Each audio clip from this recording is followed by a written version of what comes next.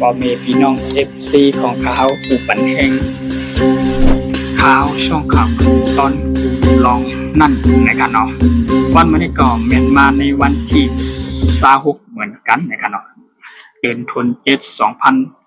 2026มันนะครับแม่นอยู่ในวันอาทิตย์แต่ในเข้ายามพองเหลียวนะครับเนาะข่าวใจวันช่องข่าวกูลองนั่นแต่แล้วขอข่าวเงาข่าวสารวันเมืองมาต่อไต่ปืนเผาปันพ่อแม่พี่น้องเขาในเมืองไต้ปอดปื้นกูเจ้ากูตนกูปา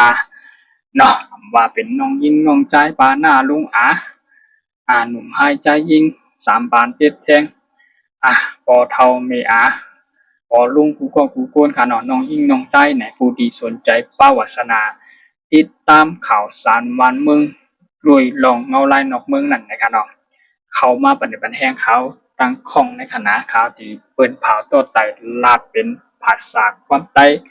ข่าวคึกตอนยำตันแจงแรงให้พูดถึงกูที่กูตั้งกูอื่นกูแลนนะครับเนาะในองค์ที่เมืองใต้ปอดเปิ้นกูองค์ที่กันนะวันมื้อนี้ก็เฮามาลาดเลยลองที่อันเป็นพื้นดินไผได้ลูกแห้งไผเลือดกันอยู่ในน้ำแลกลาง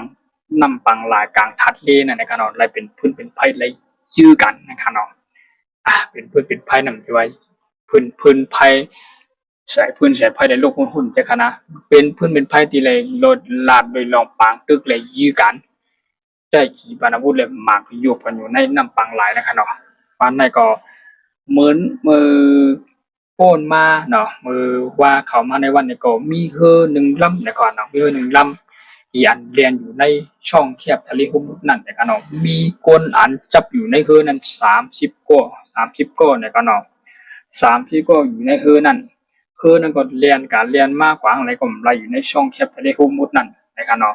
ไหลย้อนตั้งจอยแถมและย้อนต้องเจอแถมกว่าในพื้นที่อองตีอันจำนั่นนะครับเนาะเดินเนี่ยจือคือเนี่ยก็ห้องว่าคือดิชานะครับว่าคือดิชาเนี่ยกว่าทั้งลำไรนะครับมีคนจับอยู่ในมันตา30ก็นะครับเนาะเขตไฮไลท์ภายทั้งอเมริกันในที่กุมกำอยู่ในภายน้ำช่องเก็บแต่ละมุมในปิดตั้งเขาตั้งออกแบบปันเรียนกว่าเรียนมาไรนะครับเนาะภายทั้ง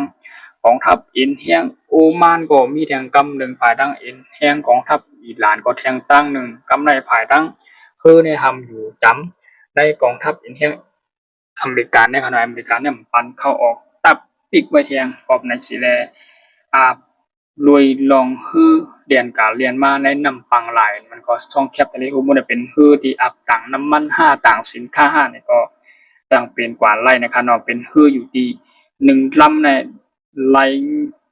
พืชว่าอยู่คำอยู่นั่นยังก็มีฮือแทงอันเรียนกว่าเรียนมาอันถ่อมความ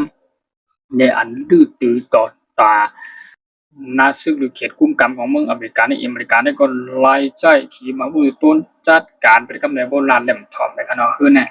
ก็ในซีแลในที่อันเป็นช่องแคบทะเลหุบมุนเนี่ยเฮ็ดให้เป็นปางตึกและสุกยุงกันและเงาลายเป็นพื้นเป็นไผ่ต่อกันนะครับเนาะ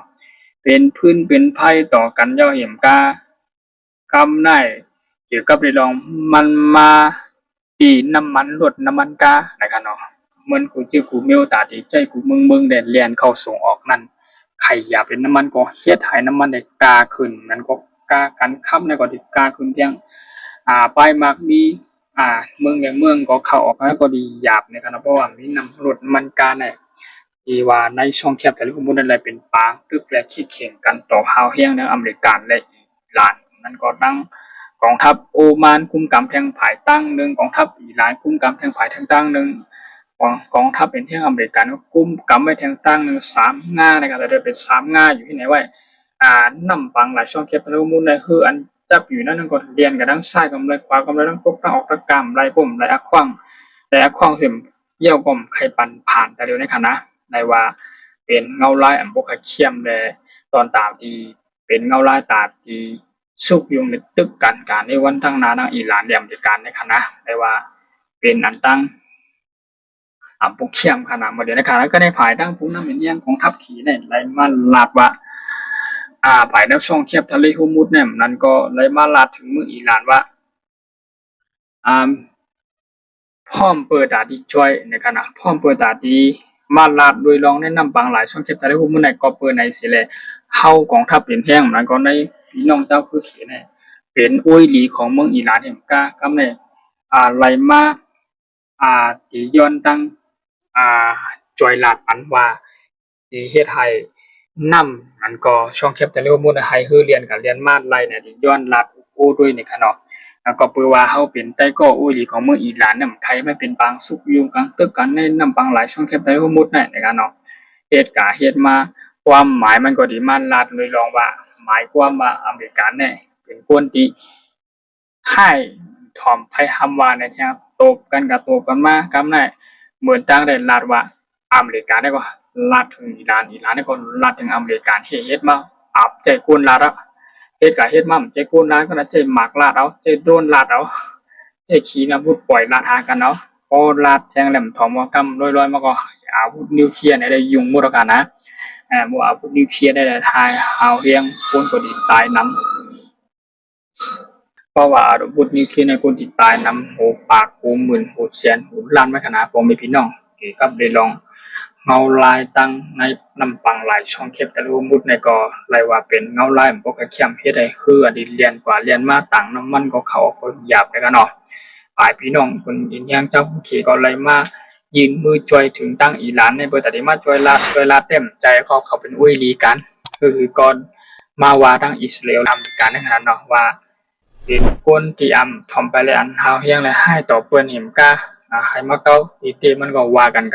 มาอเมริกันมันก็ย่อมอิหร่านก็ย่อมอเมริกันเฮ็ดมาปางตึกในอาปีเฮาเฮียงกว่าตั้งนาก็จังเป็นไรนะครับเนาะพอมีพี่น้องเขาไปติดตามข่าวสารวันเมือง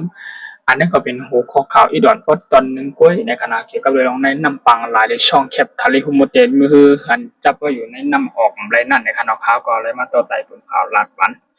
เกี่ยวกับเรื่องข่าวเงาแหล่เงาลายนอกเมืองในขณะให้ผมมีน้องเขาได้ทอมได้ยินแหล่ป่องแรงแจงถึงกันคือเจ้าผู้ตวนผู้ปลาในเมืองไต้ปอดปื้นในขณะยินจมขอบใจยานำพาตัวตะวันมาได้ก็ข่าวใจวันชงข่าวตรงตอนกูลองนั่นในการยินจมขอบใจยานำพาที่กำมาบันแหงข่าวหน่อยอย่าลืมข่าวกดไลค์ติ๊กแชร์ติ๊กหินปันข่าวนะครับพอติดตามข่าวสารวันเมืองนำนั่นนะครับต่างลงปันอัปเดตวันใหม่ๆค่ะเนาะพอมีพี่น้องเขา